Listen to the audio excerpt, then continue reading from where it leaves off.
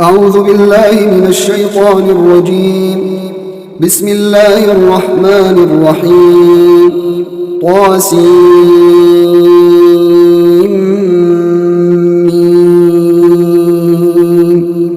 تلك آيات الكتاب المبين نتلو عليك من نبأ موسى وفرعون بالحق لقوم يؤمنون. إن فرعون علا في الأرض وجعل أهلها شيعا يستضعف طائفة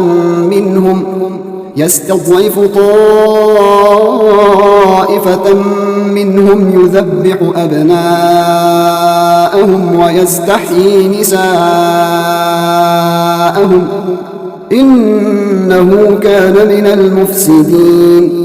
ونريد أن نمن على الذين استضعفوا في الأرض ونجعلهم أئمة ونجعلهم الوارثين ونمكن لهم في الأرض ونري فرعون وهامان وجنودهما منهم ما كانوا يحذرون. وأوحينا إلى أم موسى أن أرضعيه فإذا خفت عليه فألقيه في اليم ولا تخافي ولا تحزني إنا رادوه إليك وجاعلوه من المرسلين. فالتقطه آل فرعون ليكون لهم عدوا وحزنا إن فرعون وهامان وجنودهما كانوا خاطئين. وقالت امرأة فرعون قرة عين لي ولك لا تقتلوه عسى أن ينفعنا أو نتخذه ولدا وهم لا يشعرون.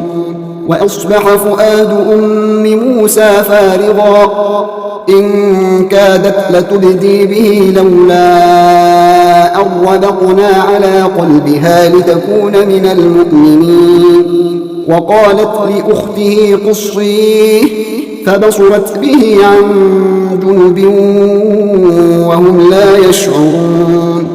وحرمنا عليه المواضع من قبل فقالت هل أدلكم على أهل بيت يكفلونه لكم وهم له ناصحون.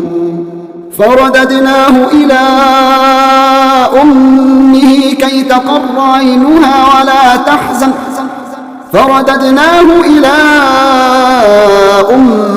كي تقر عينها ولا تحزن ولتعلم أن وعد الله حق ولكن أكثرهم لا يعلمون. ولما بلغ أشده واستوى آتيناه حكما وعلما وكذلك نجزي المحسنين. ودخل المدينة على حين غفلة من أهلها فوجد فيها رجلين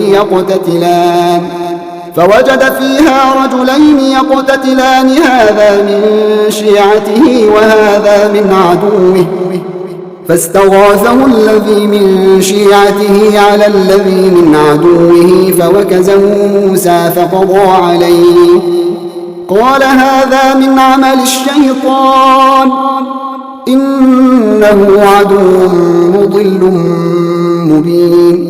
قال رب إني ظلمت نفسي فاغفر لي فغفر له إنه هو الغفور الرحيم. قال رب بما أنعمت علي فلن أكون ظهيرا للمجرمين.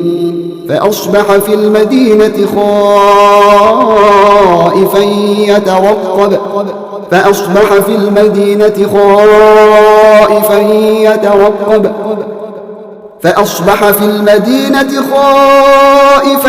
يترقب فإذا الذي استنصره بالأمس يستصرخه قال له موسى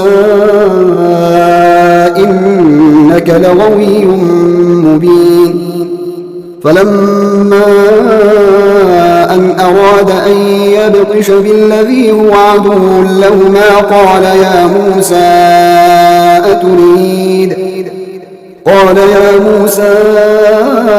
أتريد أن تقتلني كما قتلت نفسا بالأمس إن تريد إلا أن تكون جبارا في الأرض وما تريد أن تكون من المصلحين. وجاء رجل من أقصى المدينة يسعى قال يا موسى إن الملأ يأتمرون بك ليقتلوك فاخرج إني لك من الناصحين. فخرج منها خائفا يترقب قال رب نجني من القوم الظالمين. ولما توجه تلقاء مدين قال عسى ربي أن يهديني سواء السبيل. ولما ورد ماء مدين وجد عليه أمة من الناس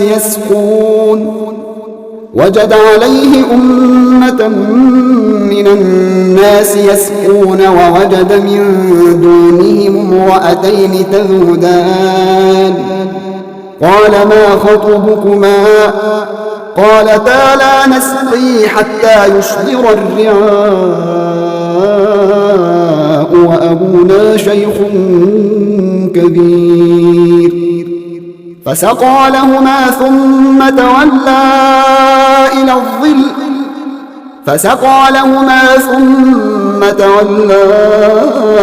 إلى الظل فقال رب إني لما أنزلت إلي من خير فقير. فجاءته إحداهما تمشي على استحياء قالت إن أبي يدعوك ليجزيك أجر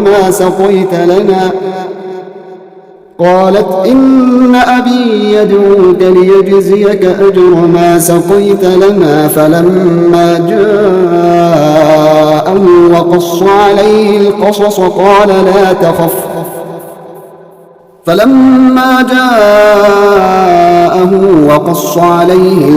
قال لا تخف نجوت من القوم الظالمين. قالت إحداهما يا أبت استأجره إن خير من استأجرت القوي الأمين. قال إني أريد أن أنكحك إحدى ابنتي هاتين على أن تأجرني 8 حجج فإن أتممت 10 فمن عندك وما أريد أن أشق عليك ستجدني إن شاء الله من الصالحين. قال ذلك بيني وبينك أيما الأجلين قضيت فلا عدوان علي والله على ما نقول وكيل. فلما قضى موسى الأجل وسار بأهله آنس من جانب الطور نارا قال لأهلهم كثوا إني آنست نارا لعلي آتيكم منها بخبر أو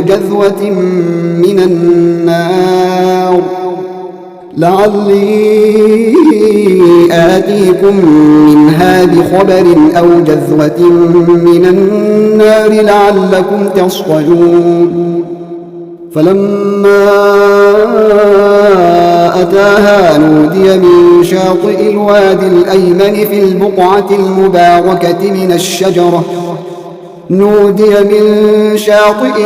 الأيمن في البقعة المباركة من الشجرة أن يا موسى إني أنا الله رب العالمين وأن ألق عصاك فلما رآها تهتز كأنها جان ولا مدبرا ولم يعقب يا موسى أقبل ولا تخف إنك من الآمنين أسلك يدك في جيبك تخرج بيضاء من غير سوء واضمم إليك جناحك من الرهب فذلك برهانان من ربك إلى فرعون وملئه إنهم كانوا قوما فاسقين قال رب إني قتلت منهم نفسا فأخاف أن يقتلون وأخي هارون هو أفصح مني لسانا فأرسله معي يرد أن يصدقني إني أخاف أن يكذبون قال سنشد عضدك بأخيك ونجعل لكما سلطانا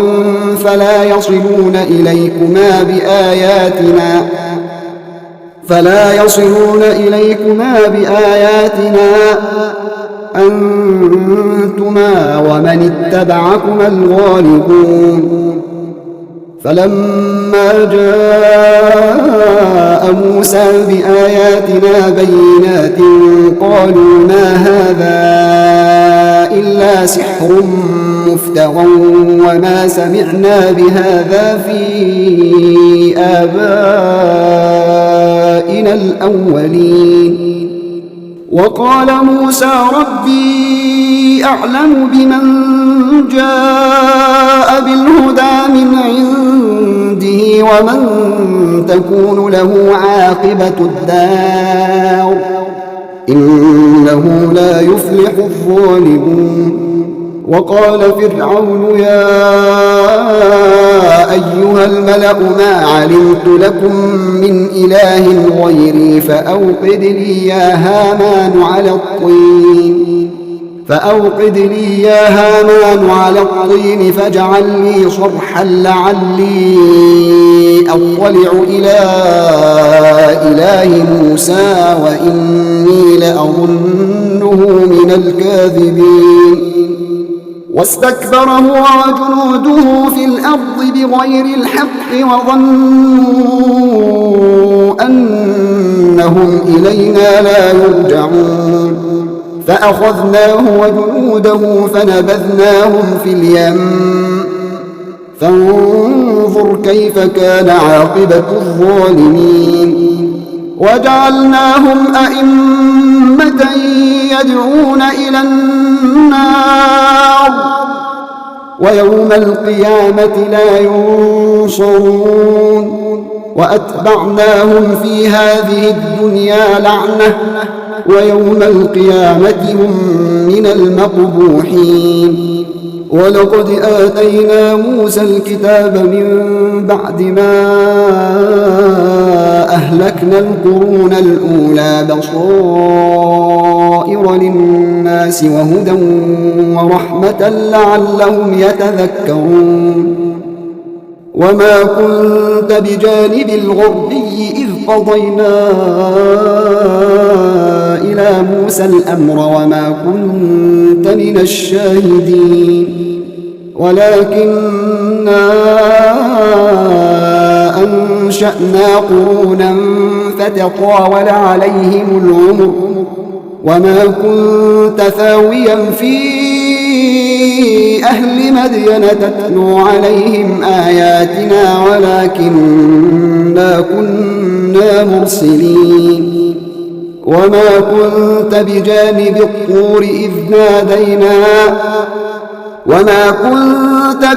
الطور إذ نادينا ولكن رحمة من ربك لتنذر قوما ما أتاهم من نذير من قبلك لعلهم يتذكرون ولولا أن تصيبهم مصيبة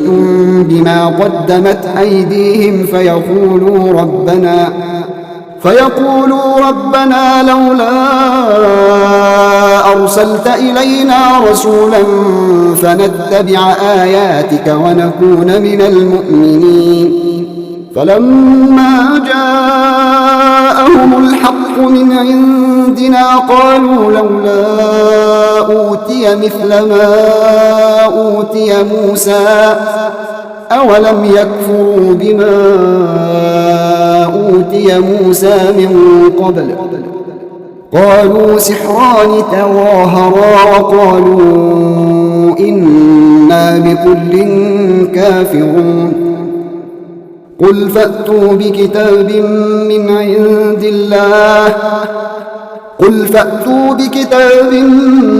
عند الله هو أهدى منهما أتبعه إن كنتم صادقين. فإن لم يستجيبوا لك فاعلم أنما يتبعون أهواءهم ومن أضل ممن اتبع هواه بغير هدى من الله إن الله لا يهدي القوم الظالمين. ولقد وصلنا لهم القول لعلهم يتذكرون. الذين آتيناهم الكتاب من قبله هم به يؤمنون. وإذا يتلى عليهم قالوا آمنا به إنه الحق من ربنا إنا كنا من قبله مسلمين. أولئك يؤتون أجرهم مرتين بما صبروا ويدرؤون بالحسنة السيئة ومما رزقناهم ينفقون. وإذا سمعوا اللغو أعرضوا عنه وقالوا لنا أعمالنا ولكم أعمالكم سلام عليكم لا نبتغي الجاهلين. إنك لا تهدي من أحببت ولكن الله يهدي من يشاء وهو أعلم بالمهتدين. وقالوا إن نتبع الهدى معك نتخطف من أرضنا أولم نمكن لهم حرما آمنا يجبى إليه ثمرات كل شيء رزقا من لدنا ولكن أكثرهم لا يعلمون. وكم أهلكنا من قرية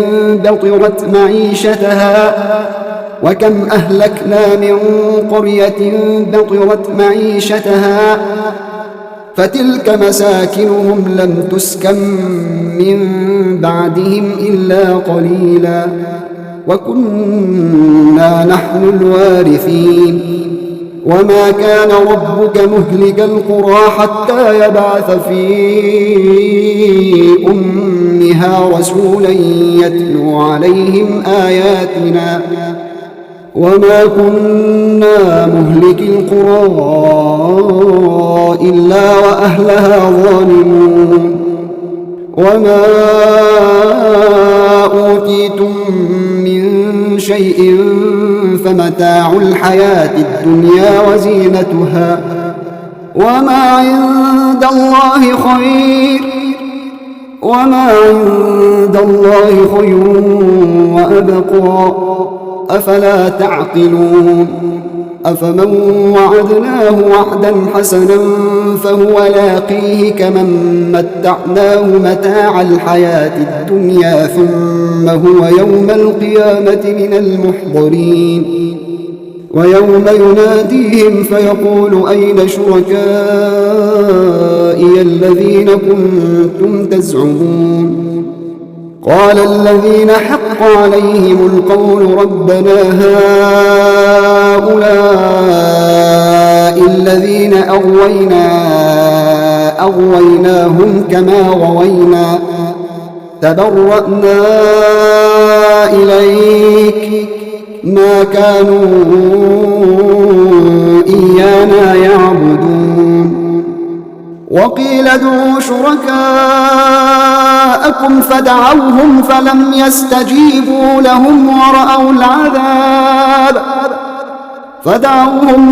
يستجيبوا لهم ورأوا العذاب لو أنهم كانوا يهتدون.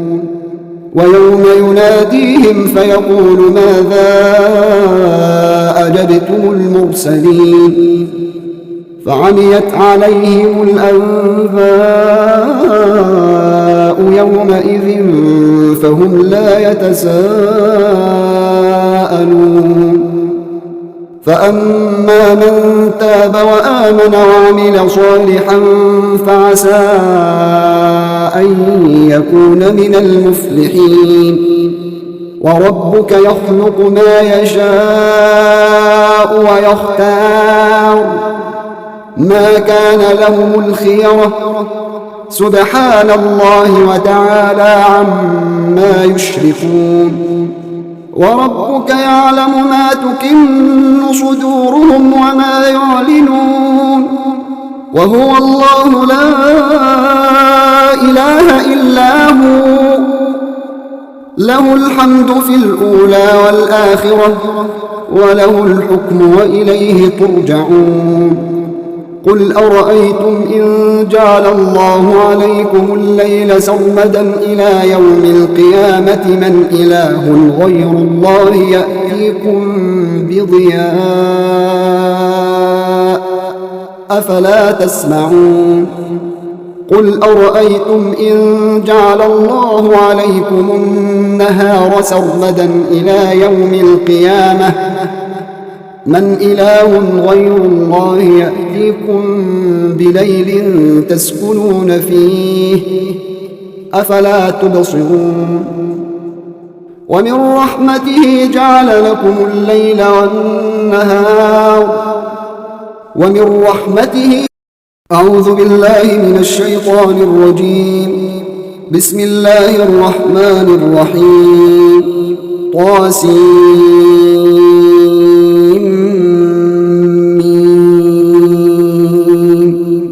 تلك آيات الكتاب المبين نتلو عليك من نبأ موسى وفرعون بالحق لقوم يؤمنون.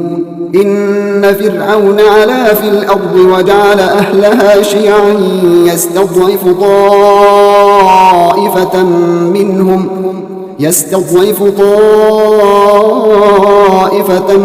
منهم يذبح أبناءهم ويستحيي نساءهم إنه كان من المفسدين. ونريد أن نمن على الذين استضعفوا في الأرض ونجعلهم أئمة ونجعلهم الوارثين ونمكن لهم في الأرض ونري فرعون وهامان وجنودهما منهم ما كانوا يحذرون. وأوحينا إلى أم موسى أن أرضعيه فإذا خفت عليه فألقيه في اليم ولا تخافي ولا تحزني إنا رادوه إليك وجاعلوه من المرسلين. فالتقطه آل فرعون ليكون لهم عدوا وحزنا إن فرعون وهامان وجنودهما كانوا خاطئين. وقالت امرأة فرعون قرة عين لي ولك لا تقتلوه عسى أن ينفعنا أو نتخذه ولدا وهم لا يشعرون. وأصبح فؤاد أم موسى فارغا إن كادت لتبدي به لولا أن ربطنا على قلبها لتكون من المؤمنين. وقالت لأخته قصيه فبصرت به عن جنب وهم لا يشعرون. وحرمنا عليه المراضع من قبل فقالت هل أدلكم على أهل بيت يكفلونه لكم وهم له ناصحون فرددناه إلى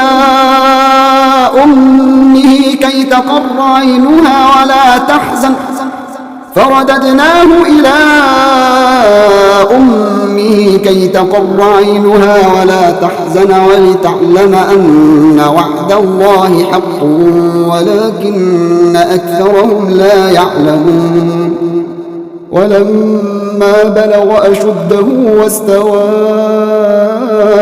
آتيناه حكما وعلما وكذلك نجزي المحسنين ودخل المدينة على حين غفلة من أهلها فوجد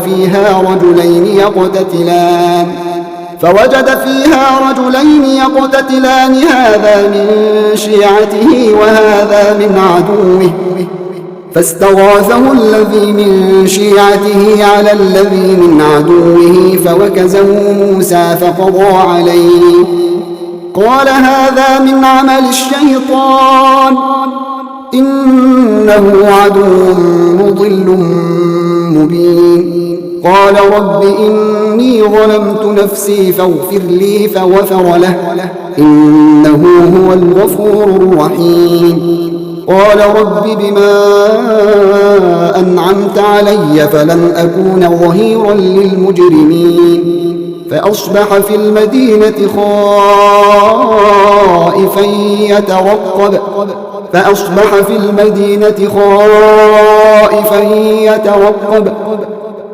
فأصبح في المدينة خائفا يترقب فإذا الذي استنصره بالأمس يستصرخه قال له موسى إنك لغوي مبين فلما أن أراد أن يبطش بالذي هو عدو لهما قال يا موسى